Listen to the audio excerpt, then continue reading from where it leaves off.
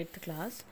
आज हम पढ़ रहे हैं अभ्यास 19.1 पहला क्वेश्चन देखिए।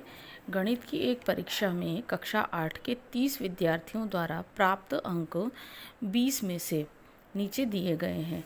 निम्नलिखित प्राप्तांकों को एक सारणी में मिलान चिन्हों का प्रयोग करके लिखें और निम्नलिखित प्रश्नों के उत्तर दीजिए। हमारे पास ये देखिए बुक में आपको दिखेगा, ये एक ऐसी सारणी दी हुई है, ऐसी संख्याएं दी हैं हमारे पास, है ना। सबसे पहले हमने क्या किया, इन संख्याओं को कौन सी संख्या कितनी बार आई है हमने उसको लिख लिया। जैसे ये 10 है, 10 कितनी बार दिख रहा है, देखो अपने को इसमें 10 दिख रहा है हमको, ये 1 और 2 टाइम्स, तो 10 कितने टाइम्स आ गया, 2 टाइम्स। ठीक है, उसके बाद 11 है क्या अपने पास, नहीं है। अब 12 देखिए कितनी बार है, 1 और 2 टाइम्स। ऐसे हमको सारी एक सारणी बना लेनी है। तो ये हमने एक सारणी बनाई।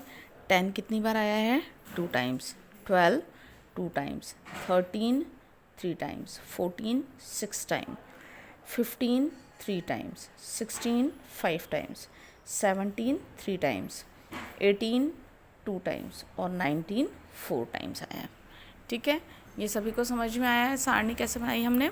अब हम इसको मिलान चिन्ह में कैसे दर्शाते हैं। देखो 2 लिखा है तो 1 एक डंडी और 2 डंडी, 1 और 2 ऐसे हो गया। अब फिर 2 है तो 1 2, 3 है तो 1 2 3, अब 6 है तो 1 2 3 4 5 और 6, फिर 3 1 2 3, फिर 5 1 2 3 4 5, फिर 1 2 3, फिर 1 2 और 1 2 3 4। ये हमने इसको मिलान चिन्ह से दर्शा दिया। ठीक है, अब देखिए क्या लिखा है, सबसे ज़्यादा अंक कौन से प्राप्त किए गए।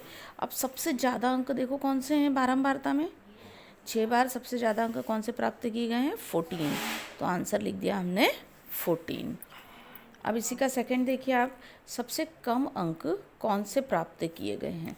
अब सबसे कम अंक में 2 10 यानी 10 12 और 18, तो यहाँ पे आ जाएगा